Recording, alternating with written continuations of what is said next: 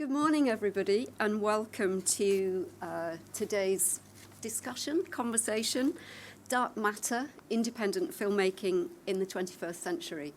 My name's Sandra Hebron, and I have the pleasure of moderating this conversation, though I'm not sure that it's going to need a huge amount of moderating. And it's a pleasure for me to do this. I've worked in film exhibition for quite some decades, actually, and over the years I've been very pleased to have the opportunity to show films by everyone on this panel. But what we're really here to talk about today is how independent films get made, or quite often don't get made. And I think we're also going to be thinking about what kind of cultural economy would be better to meet the needs of both filmmakers and audiences. And to do that, as you can see, we are joined by three filmmakers who have really extensive and varied experience that they're going to share with us today. And arguably, they need very little in the way of introduction, but as a courtesy, I will be introducing each of them. So on my far left is Leigh. Mike writes and directs films and plays, and I think is one of our most significant cultural voices. He started out working in theatre. He made his first feature film, Bleak Moments, in 1971, and then followed that by making 9 television plays, some of which you will surely have seen, Nuts in May, Abigail's Party, and Grown Ups amongst them. He's subsequently made, I think, 12 feature films, including High Hopes, Naked, which some of you might have seen here the other day, the Palme d'Or winner, Secrets and Lies, Topsy Turvy, Mr. Tuck and Peterloo, and a well-deserved retrospective of his work will take place here in November. Next to Mike is Michael Winterbottom, the author of the book Dark Matters, which was the prompt for today's conversation. Michael is one of British cinema's most versatile and productive filmmakers. He started his filmmaking life with a documentary about Ingmar Bergman, and since then his feature films have included Wonderland, Jude, 24-Hour Party People, A Cock and Bull Story, and Greed, as well as the Berlinale Award-winning In This World and The Road to Guantanamo, alongside documentaries and TV series.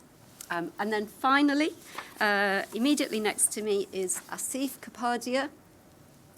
Asif has been making films since the late 1990s, and Asif's debut feature film, The Warrior, was really seen as heralding the arrival of a very original new voice in British cinema.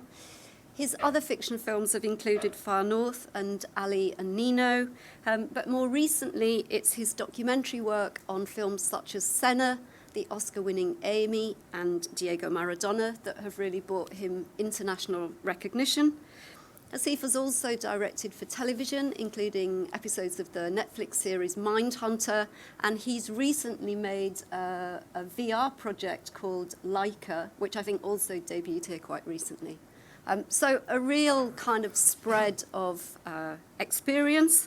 But to get started, Michael, can we just talk a little bit about the sort of impetus to write the book, why you wanted to write it now, and what the sort of dark matter of the title refers to? I'd sort of been making films quite a long time, so 25 years roughly. And I just kind of felt like that the space we were working in was getting more complicated and narrower. So I thought I'd take a break and think about the way we were working. Me as a director, I have a little company called Revolution Films, how they were working. But also, and I thought a good way of thinking about the way we work was to talk to other people. So I came up with a list of about sort of 20 directors whose work I really admired and had a lot of success. 2 of them are here today, and just really sort of use the book as an excuse to sort of talk to them and hear their kind of process working, not about the films themselves, but about how to get films made, that kind of process of trying to get stuff made. And it kind of struck me, quite early on from the list that, of the people that I really thought were great filmmakers, probably about 3/4 of them had done fewer than a handful of sort of British films, British independent films. And obviously had lots of great careers and gone off and done stuff in America, or done stuff in theatre, or done stuff in TV, or whatever. But actually a really small number of films here. And it seemed to me so it's interesting for me to talk to individually about the individual struggles of getting stuff made and how people work and what helps you make films.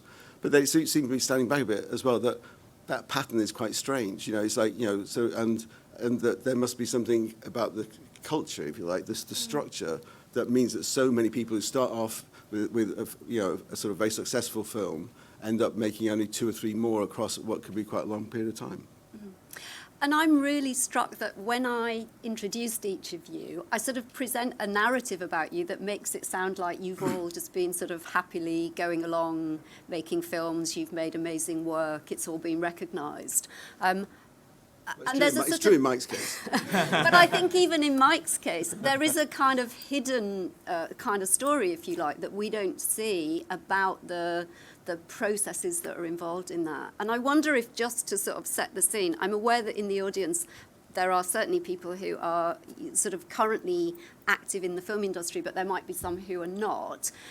If you come up with an amazing idea for a project, where do you go to? What are your options in the current UK landscape? Well, it's a tough question, to be honest. The key word in the question was asked is the current landscape. It's very hard for me to talk about this, knowing that there's a risk of my saying things which will sound like general principles that would apply. And I say that because, as many people will know, on the whole, not on the whole, in fact, because of the way I make films, which is to say there's no script and the film is developed for the most part we discover what the film is on the journey of making it, in the way that people write novels and paint pictures and make music and write poetry, etc.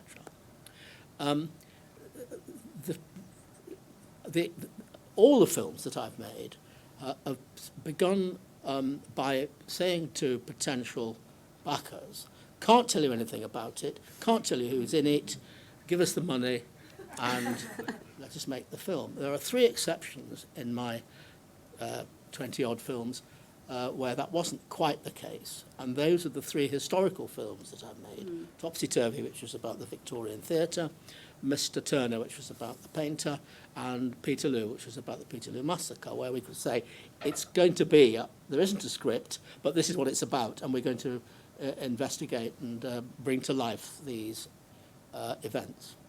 The standard thing has been to say to potential backers what I've just said. And over the long period that I've been doing this, one of 2 things has happened. Either they say, great, here's the money, go off and make a film, we won't interfere, or they tell us to fuck off.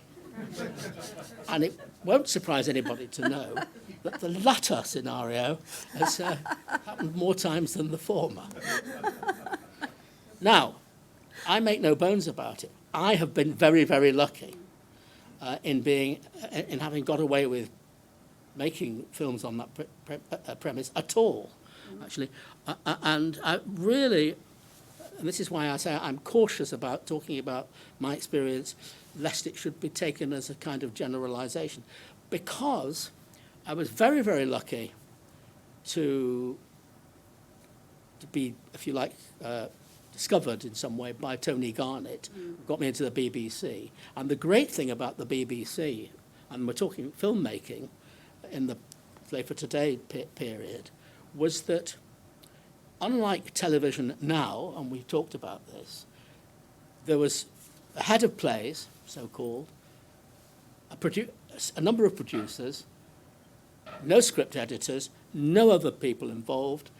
Each producer had a certain number of films, and he or she could do just what he or she wanted with them. And indeed, I did talk to some producers when I was trying to hustle a gig, who would say, well, I really like what you do, but I can't just give away a film and not know what it is, because I've got all these other writers who've got scripts and I know what they are. But some of them said, okay, let's go for it, and then we made the films. I had, as you said, made a feature film, Bleak Moments, which was backed. The reason that could happen is it was backed with great imagination by Albert Finney, also backed Stephen Frears' first film, and a film which was Gumshoe, and a film by Tony Scott called Loving Memory. And Albert simply had made a lot of money from Tom Jones, because he'd gone for a percentage rather than a fee, and he decided to, in his mid-30s, to put it into young filmmakers. But it was to be 18 years before I could make the next feature. And that only became possible when Channel 4 started with the remit to put television money into movies. You couldn't get an independent, indigenous, serious British film made until that time. You really couldn't. I mean, there were very, very few and far between, because apart from anything else, and I don't want to make a big thing about this, but this is very important that this underpins everything we talk about here, is we have to remember the ineluctable and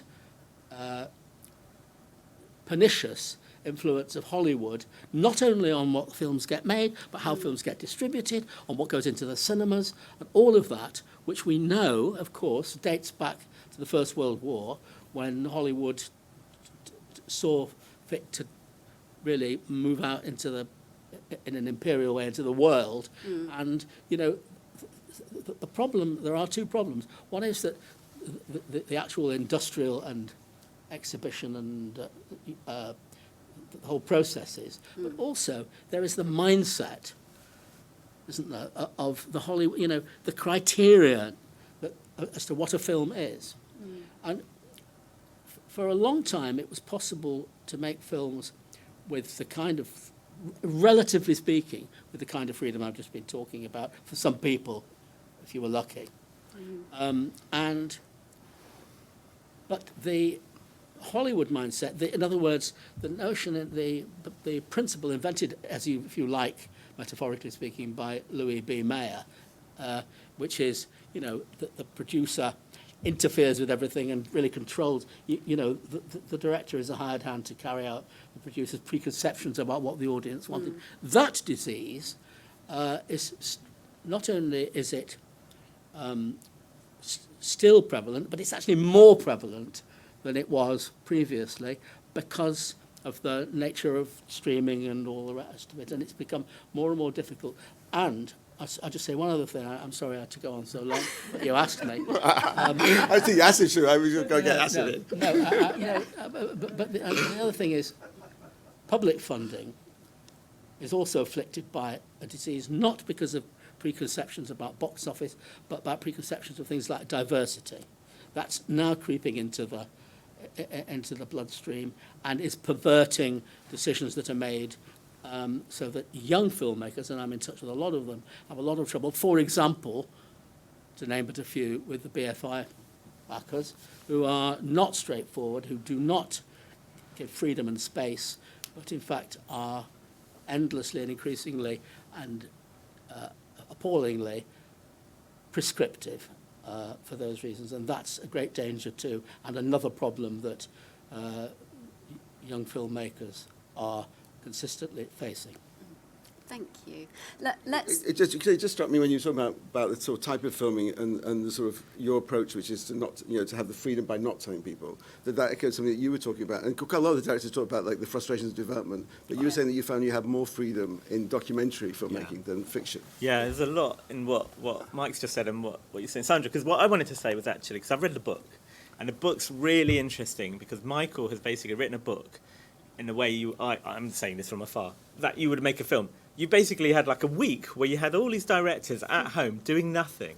And also, because it was in the middle of lockdown, April 2020, it seems, around then, right, that everyone's kind of introspective and thinking about, what does it all mean? Why the hell are we doing this? Why are we spending so much of our time away? And are we all going to die? And we're not, So you've got everyone at a really interesting moment where I think a lot of the directors are very open. I don't think you'd get the same book if you spoke to them now. You wouldn't get half of them probably because they'd be saying they'd be busy. So what's really interesting, Sandra, for me was that no matter who they are, however successful, there's all of these themes running through all of the directors and all of the kind of insecurities and interesting relationships with producers and money and the projects that they wanted to make, and kind of lack of trust in who they are and what they do. Even if you've had a big hit, the next one you start from scratch. Yeah. And it's like, but show us what it's going to be, because we don't know if you can do it. And all of that, I think, is really interesting in the book, and I think that's what works. I really felt I was kind of moved by lots of the interviews, and then you see kind of similarities of your own journey. And I suppose coming to me, for me, there was a point where I wanted to make a certain type of cinema, but let me go on a sideways thing. There's a bunch of directors that are interviewed who seem to come out of the TV world, Play for Today and all of this kind of single drama, so they made a lot of work and they were used to working quickly, and then now we have the streamers world, and then we have the people in between, who I am one of, who came out when there was this kind of the Film Council or the BFI and things like that, and I would say there was an element of, if you got along with them, you were going to get money. If you didn't get along with them, you were not going to get money. So then you had to find another way. And one of the most obvious ways would be to go to the US. Or you have to do co-productions, and you can spend years just trying to put together pieces of money to make a film. And then they became a point for me where it's like, well, if I keep doing that, I'll never make anything. And I had a chance to do Senna as something different. And I love film, and I love cinema, and I love world cinema, but I also like sport and football, and racing cars in this case. And Amy was my London film, which I could do partly in a way like you, Mike, where it was about Amy Winehouse. That was it. There was no pitch, no treatment, no document, no sizzle, no trailer. It was like, we made Senna, people had liked that, and they said, do you want to make Amy? I was like, well, if I can get the music and the publishing, then yes, give me 2 years, leave me alone. And I've not ever had that freedom before or after.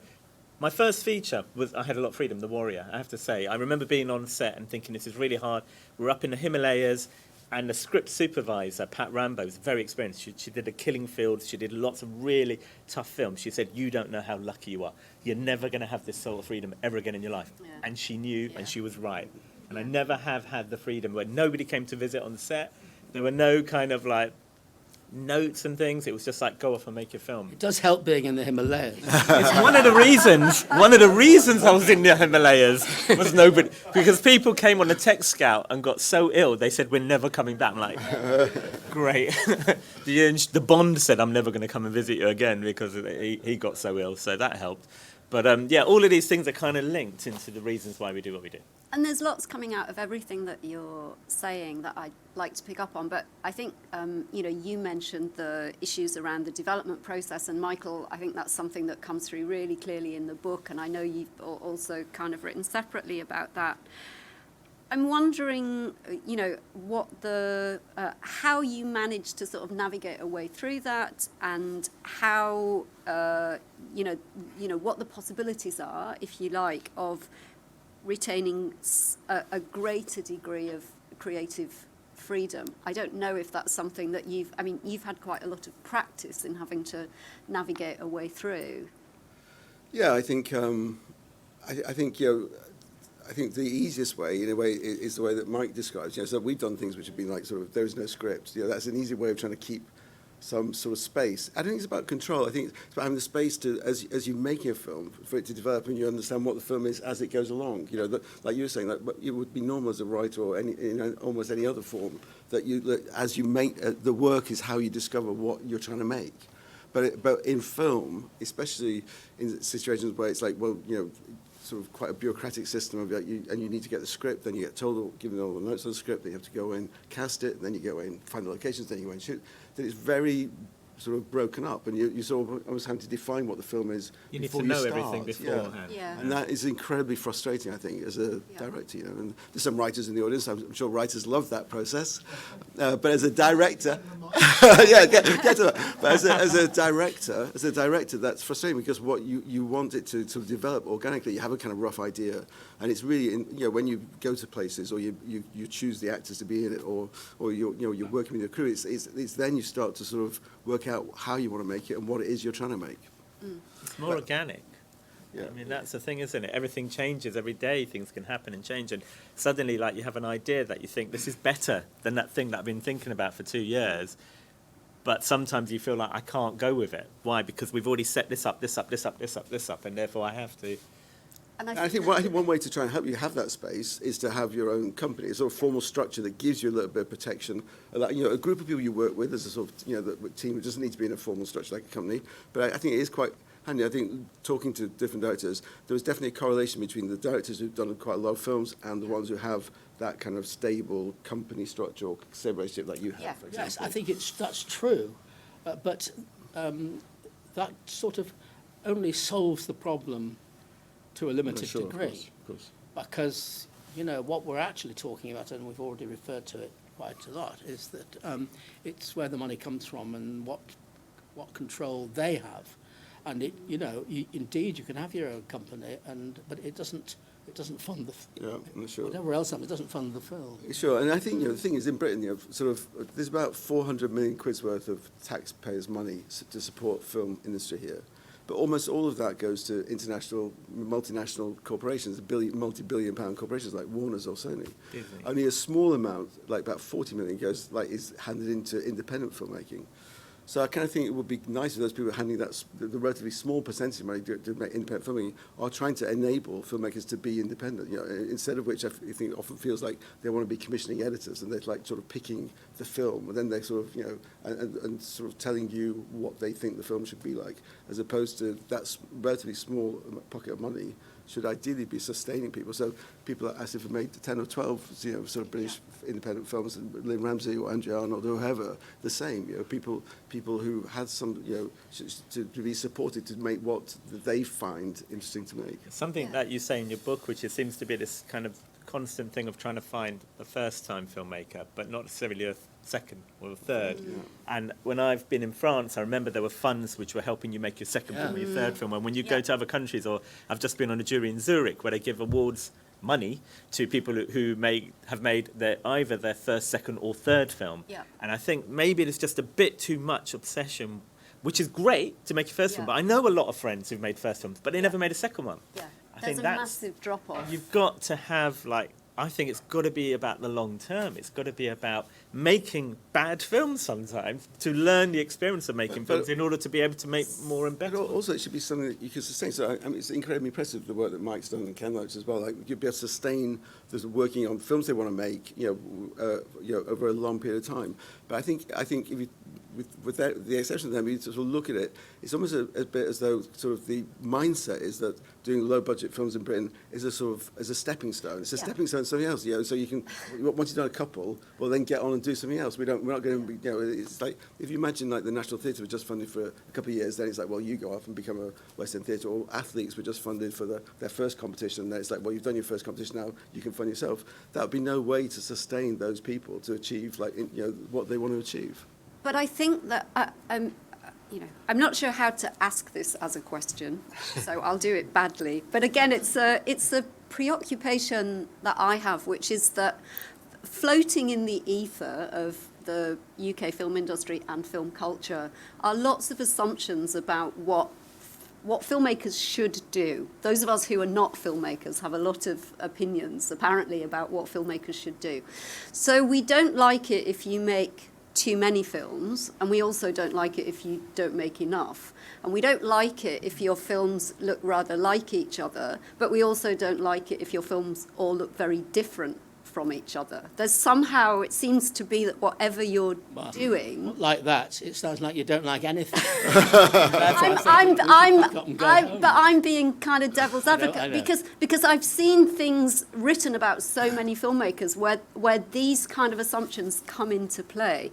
And so aside from the purely commercial economic considerations, if there ever are such things, I'm interested in, for each of you, if you feel that there are if there have been times when assumptions about what you should be making or shouldn't be making have come into play. I'm interested, Mike, in when people tell you to fuck off, is it because they're not the right people to fund your film, or is it because there's something about that particular project that they don't think is... Oh yes, it is that particular project, which is always a project about which they know nothing. That's the definition of it.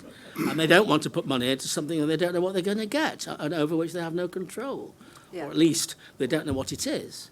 And the frustration for me, of course, is that this has happened when I've already made loads of such films, including ones that won the Palme d'Or and the Golden Lion at Venice, and still they say, well, we don't know more. Yeah. You know, so that's all it is. I mean, I could talk a bit, but I won't, especially about reservations about making a film about the Peterloo Massacre, only because they political suddenly presented itself. Mm-hmm. And the ridiculous assumption that I've never made a political film, whereas in fact all my films are political, without question. But that's kind of more obvious. But, you know, in the end, what it comes down to, and really this relates to what you just said, there's a limited pot.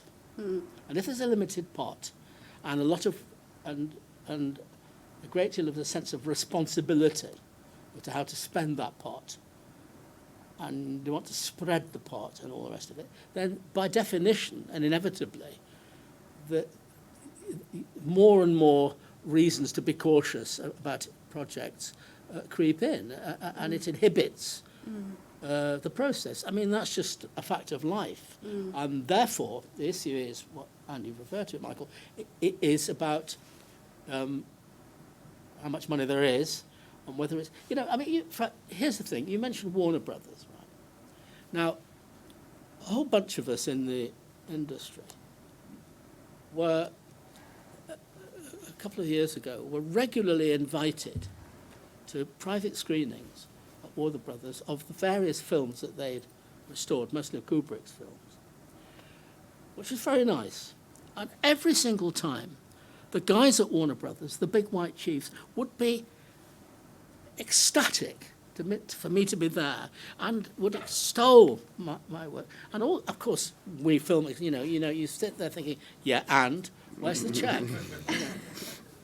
Approach Warner Brothers, and they just absolutely no way, because that's not the same thing as appreciating and celebrating what you do. Funding it is a whole different ball game.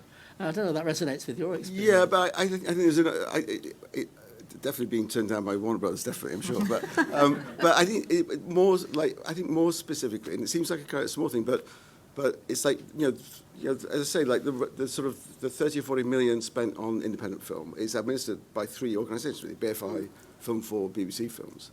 And I think we've had probably 7 films released abroad, theatrically as films abroad, that have been straight for TV here, because we had TV funding. So they're funded by TV funding here.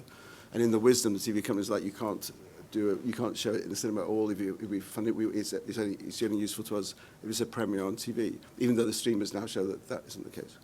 But the reason we took the TV money here is because we've had like individual films where they said, well, look, you get 1.5 million for our TV department, or we'll give you 400,000 quid for it as a license fee for film. That's a complete arbitrary thing, that somehow a film shown on TV is only worth a fraction of what a TV programme shown on TV is. And as I say, like the streaming platforms show now that distinction is completely fake distinctions.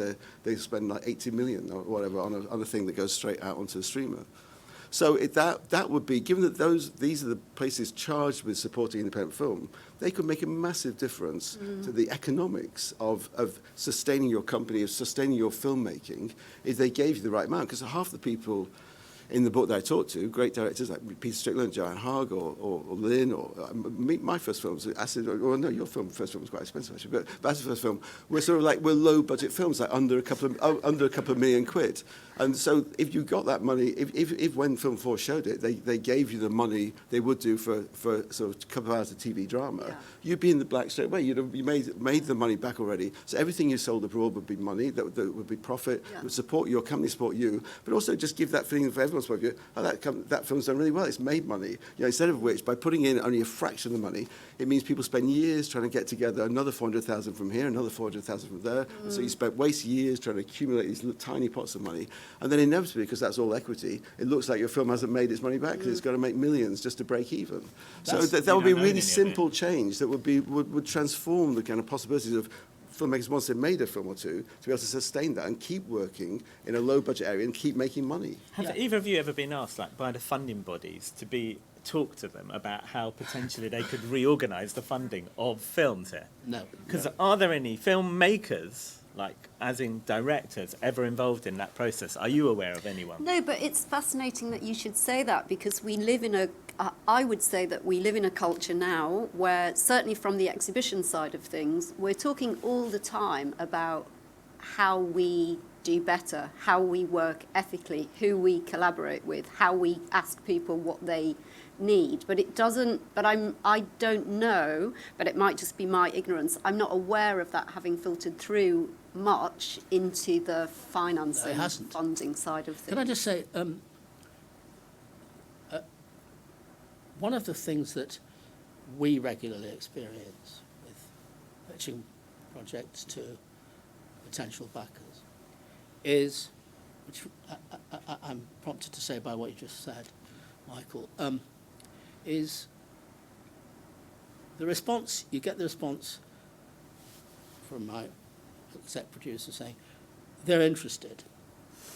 It's a possibility. But they want to look at the figures. And what that means is they will look at the returns on all my previous films going all the way back. The international sales. Now, I've only made one film, which was a real runaway international commercial success, and that was Secrets and Lies. Not just because it got the Palme d'Or and then a whole bunch of Academy nominations, but because of its subject matter, because it remains illegal in many countries, including 50 of the 52 United States, to trace your birth mother, etc. But the others have done either okay or quite well or badly. Looked at in the internet. That's nothing to do with awards, that's nothing to do with criticism, that's nothing to do with minority audience popularity or whatever. It's to do with money. Now, that informs decision making. Now, you must have experienced that. And that, I think, that has to be understood, that in the end, it's like, for all the will in the world, that's when you suddenly think, oh God, this is where we're going to be found out. This is where they're going to find out we're lying. We're not telling the truth. Well, and resonate with you. That idea of the sort of comp title, which of course for you, Mike, I guess, because often, of course, what funders will do is they'll look at comp titles by other filmmakers, like they'll hazard a guess at what films were closest to the film that you're planning to make. With you, that's difficult because you make such singular films. But I suspect for Michael, they're probably not looking only at your figures, but they're also looking at what they would see as films that have been released that deal with either a similar subject matter or that are in a similar genre. Yeah, I think there's like there's lots of different strands which we perhaps merging together. So I think like getting commercial money from a commercial organisation is one thing. They are going to look at the numbers. So so if you do a film with Sony, they're going to look at the numbers and see how it works. I think there's a separate thing about what, with the money that's being used to support independent filmmaking, what should be done about that, because that it should be they should be looking for different outcomes. They shouldn't be looking for commercial. And I think one thing that happens, which you mentioned about your first film being your freest one. I think quite a few people, I talked to them was saying how like the first film at a low budget level was very free, and I think probably a lot of people, if you could carry on making those films, would carry on in that area. So that by transforming the finance, the £2 million film will be making money. You're probably happy to work in that area with a lot of freedom. You choose who you want. But instead of that, there's a sort of mindset that. And partly because it's structured so those films almost automatically lose money, but there's a sort of mindset that, therefore, that hasn't really quite worked, or you've done that one, but the next one should be a bit bigger. And then as you try and go to 3 million, 4 million, 5 million, it's like, well, then you need, what actors do you need? What is the story like? Well, and you then find yourself trying to adjust and compromise your project into a way that might make it work at 3 million quid, or 5 million quid, or 7 million quid. And obviously some people want to do that, and some people go straight from their first low-budget film to a Marvel Studios film. That's what you want, but you should be able to carry on work. I think in the area where you started and had your success, you should be able to stay in that area, I think.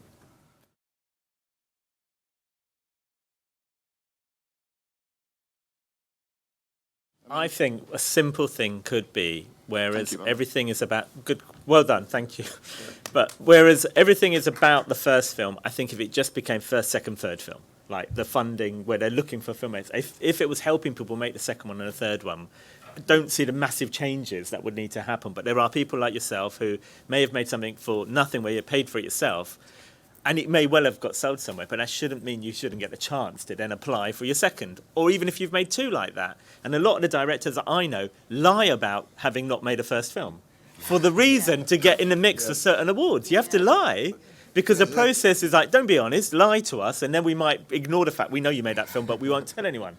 It happens all the time, so it should simply be first, second, third, I think. By the time you get to your fourth, maybe you're kind of on the way to some form of career.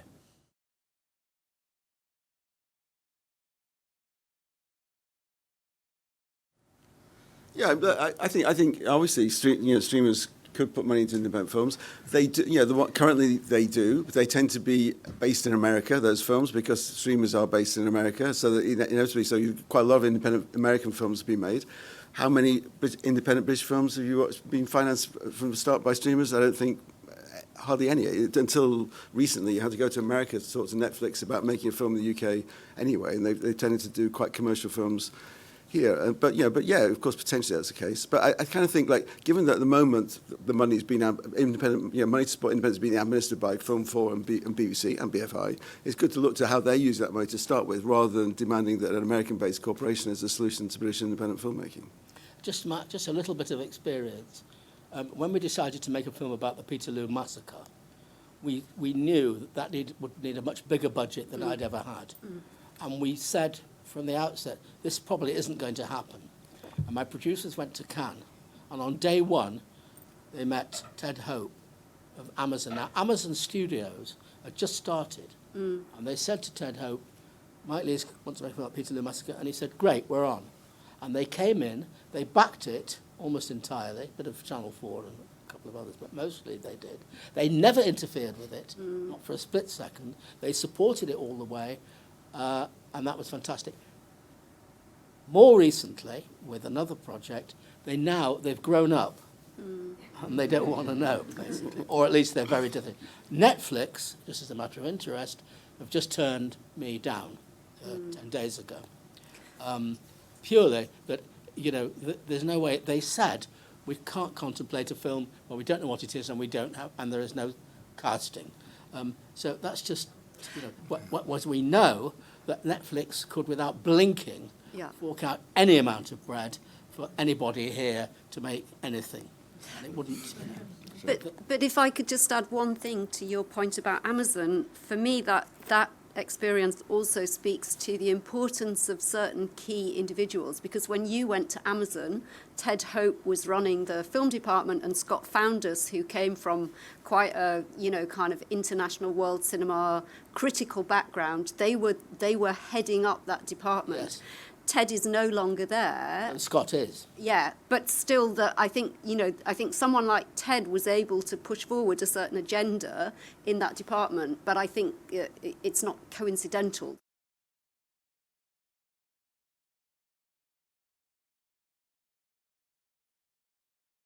My experience is kind of what Michael said, which is that it seems like if you make a series, you're going to get more money, more budget than if you make it as a feature. And there's still a gamble of making features, which is you may get to that first stage of getting it made, and then the real fight starts of getting it seen. And then the battle next time round would be much more difficult if you did get something made and it wasn't seen. So you're going to find it really hard to make the next one and get it made, because that may never get seen because you never get it made.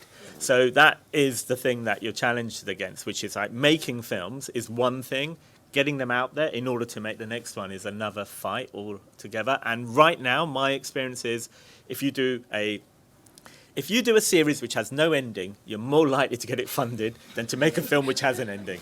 I think on that, there's just one really quick point, is that in a sense, if you got your project, which is, this is the film I want to make, and someone comes in and says, here's the money, wherever that money's coming from, it's like, great, to make your film. I think, but obviously in general, TV it generally doesn't work like that. In general, there are other things about the culture of TV, which is a very different thing from a director's point of view. So it's not like it's just about working in TV in general versus film in general. So if you're making your film as your film, and it's going on a streamer, like you still made your film. But I think in general, there's a different set of attitudes and cultures in television, which means that your role as a director is just a very different role. It's very hard to have the same sort of freedom.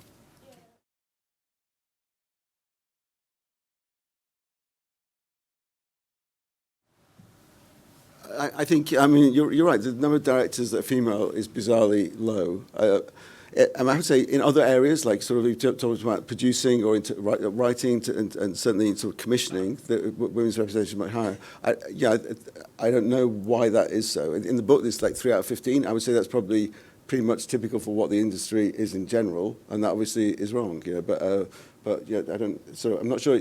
But what the reasons for that are, I'm not sure. Well, it's bad news and it's lamentable, but it's growing, and in due course, there will be the number of women directors that there ought to be.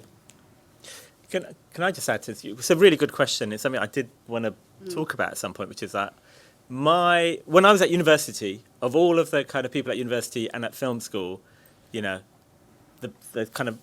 women were like at the top of every class, right? Of the degree course, my postgraduate, most of the women that I went to film school with who were directors are not making films right now. If they've had kids, they can't get back into the business. My wife is one of them. She went to the National. She can't we've had kids. She's now struggling still to make her first film. I mean, there is a thing. So many of the people who make the decisions are women, but I still find it really hard for everyone that I talk to when you're a woman to get a film made. And particularly if you're older and have had kids, it's really hard. So there's just this incredible loss of talent. People who were production designers, writers, everything, that all of the spectrum, cinematography department, that came up with me at the same time and maybe worked on my short films or worked on my first feature or second feature. Most of them are not in the industry now.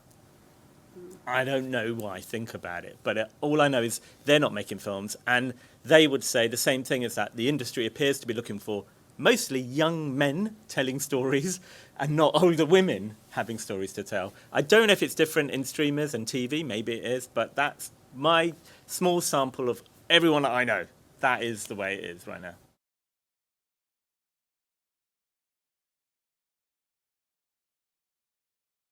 I was on the BAFTA committee last year when they tried to change the rules for how the BAFTAs decide, and there was very much a decision made to kind of have half men, half women directors being on the long list and across many categories.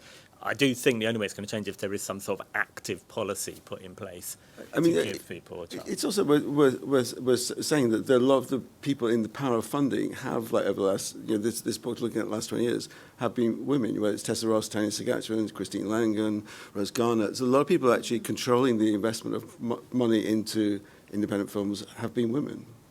And I think that if you look at the proportion of filmmakers whose work have been funded by those filmmakers, it's more varied than on the panel. And whilst we didn't put the panel together, I know that the festival did go out to some of the women who contributed to the book and did, women were invited.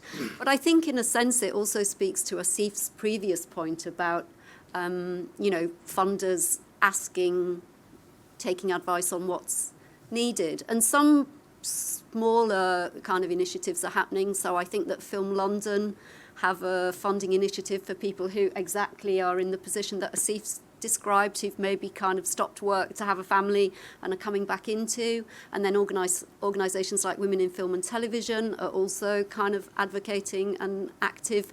But it's small changes when what we need is much larger structural change. And I think all of us who have any involvement in the industry have to just keep on, kind of banging on the door about that.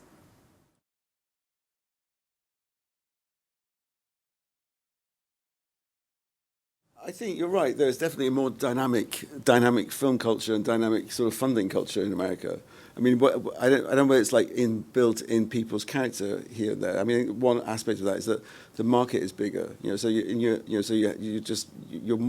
more likely within America to be able to sort of get your money back. But also, I think one of the frustrations of being a British filmmaker and being based in Britain is that you do a small film about, say, a family in Bradford or whatever, that's seen as a very small story and very British. If you were doing it in Baltimore, you could go all around the world. It's seen as sort of universal. And it's just the nature of the way American culture sort of is communicated around the world, that people all around the world will take a sort of American film as being sort of transparent, as sort of one of their own, whereas a British film becomes peculiarly British. And I think that that obviously therefore means people can take bigger chances because there's sort of more upside. In America as well, obviously, the film industry makes a huge amount of money. So you have very rich stars who make huge amounts of money and could therefore work for nothing for a few weeks. You have, so you have a whole range of factors that are genuine kind of differences. I'm not sure you could replicate that in Britain, unfortunately. I think it's a business thing. If you're in the US and you make a film, the fact that you're making a film will give you a chance to make another film, because it's just like a 9-to-5 job. When you're there, you're aware of it. Like that's just a machine making movies. And over here, you will spend years talking about making a film. It's just the nature of it. We don't have the same money.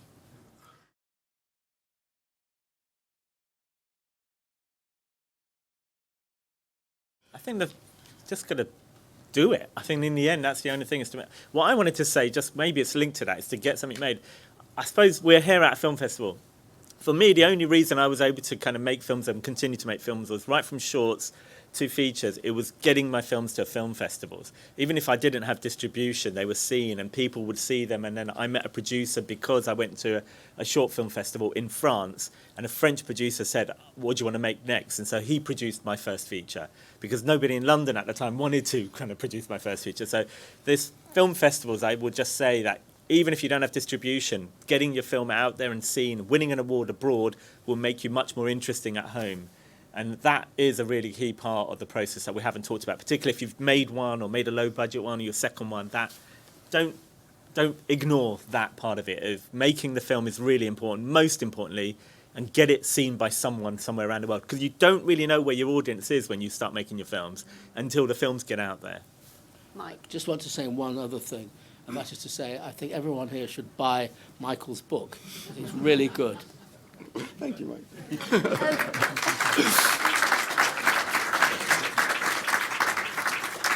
We've really made the most of our time. We've overrun by 15 minutes. Sorry to the festival, but it felt like we needed to do that. Thanks, everyone, for coming and for your questions, and particularly huge thanks to Leigh, Michael Winterbottom, Asif Kapadia. Thank you.